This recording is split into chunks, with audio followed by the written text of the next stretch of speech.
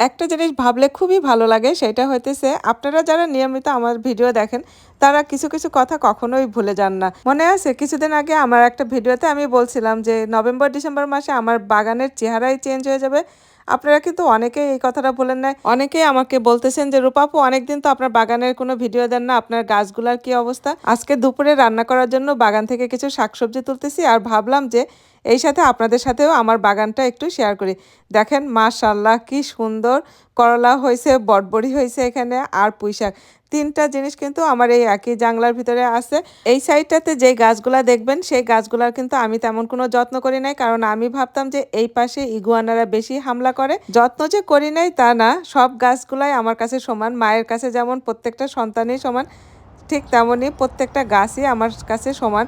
আমার কাছে কোনো গাছই ফেলনা মনে হয় না। দেখেন কত বড় বড় বরবটি হয়েছে। আর এই পাশে সব গাছগুলা যে আমি সরাই নিয়ে আসছিলাম টবের ভিতরে, দেখেন প্রত্যেকটা গাছ কিন্তু আমার টবের ভিতরে।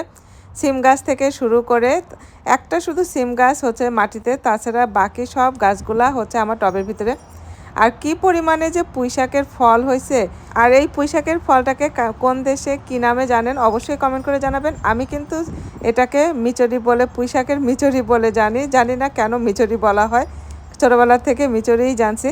আর এই পুঁইশাকের এই মিচরি কিন্তু আলু দিয়ে তারপরে চিংড়ি মাছ দিয়ে ভাজি করলে অনেক মজা লাগে, গুঁড়া মাছ দিয়ে চচ্চড়ি করলেও অনেক মজা লাগে। তো যাই হোক দেখেন কত যত্ন সহকারে আমি হচ্ছে পুঁইশাকের ফল কাটতেছি।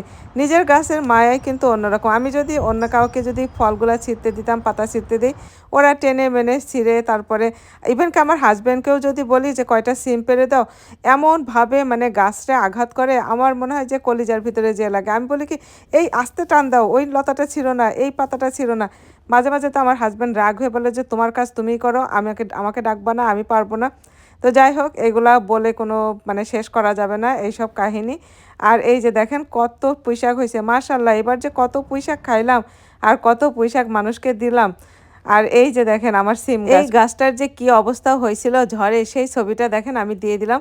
গাছটা তো আমি মনে করছিলাম যে পুরাই মরে গেছে, কিন্তু আপনারা অনেকে আমাকে কমেন্ট করছিলেন যে রূপা আপু গাছটাকে কেটে ফেলাও না, গাছটা রেখে দাও, ওই গাছটা থেকে দেখো অনেক সুন্দর আবার ফলন হবে। মাশাআল্লাহ আপনাদের সবাইকে অনেক অনেক ধন্যবাদ এত সুন্দর পরামর্শ দেওয়ার জন্য। আমি আরও অনেক টিপস নেওয়ার জন্য আমি আপনাদেরকে অনেক ভিডিও করে করে দেখাবো। দেখেন মাশাআল্লাহ কত সুন্দর সিম হয়েছে, সেই মরা গাছটা আমার কত সুন্দর তাজা হয়ে গেছে।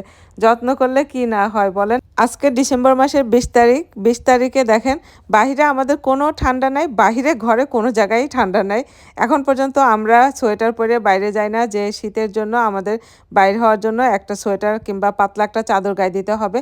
একদম মনে হয় যে পুরাই সামারের মতো সময় কাটাইতেছি আমরা। এই মজা শুধু আমেরিকার এই একটা জায়গাতেই সম্ভব, সেটা হইতেছে ফ্লোরিডা। আমি সব সময় আমার ফ্লোরিডার অনেক প্রশংসা করি। আপনারা যারা আমার ভিডিও নিয়মিত দেখেন তারা তো সবাই কম বেশি এখন আইডিয়া হয়ে গেছে ফ্লোরিডা আসলে কিরকম জায়গা। আমেরিকার অনেকগুলো জায়গাতে আমি ঘুরতে গেছি, থাকছি, কিন্তু এই ফ্লোরিডার মতো এত সুন্দর আমার কোনো জায়গায় লাগে না। আর এই যে দেখেন মাশাল্লাহ লাউ গাছটা আরেকদিন দেখাবো, কারণ লাউ গাছটা আরও একটু বড় হোক, তারপরে আরও ঝাঁকড়া হোক, তারপরে বলবো। আর এই যে দেখেন ফ্রেশ ফ্রেশ কাঁচামরিচ গাছ থেকে তুলতেছি, রান্না করার জন্য তো কাঁচামরিচও লাগবে তাই না।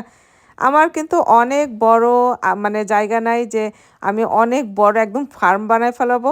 যতটুকু জায়গা আছে নিজে খেয়ে দিয়ে তারপরে ফ্যামিলির মানুষজনদেরকে একটু দিয়ে মানে মোটামুটি চলে যায় আমার সংসার। কাঁচামরিচগুলো কিন্তু অনেক মজার, ফ্রেশ ফ্রেশ এই কাঁচামরিচগুলো যে কী পরিমাণ ঝাল বলার মতন, আর এত সুন্দর একটা স্মেল আছে। আমি কিন্তু এই যে এক পাশ থেকে গাছ লাগাইতেই থাকি, মানে গাছ হইতেছে, আরেক পাশ থেকে আমি চারা ফেলাইতে থাকি, এইভাবেই কিন্তু আমার বাগান চলতেছে মাশাল্লাহ।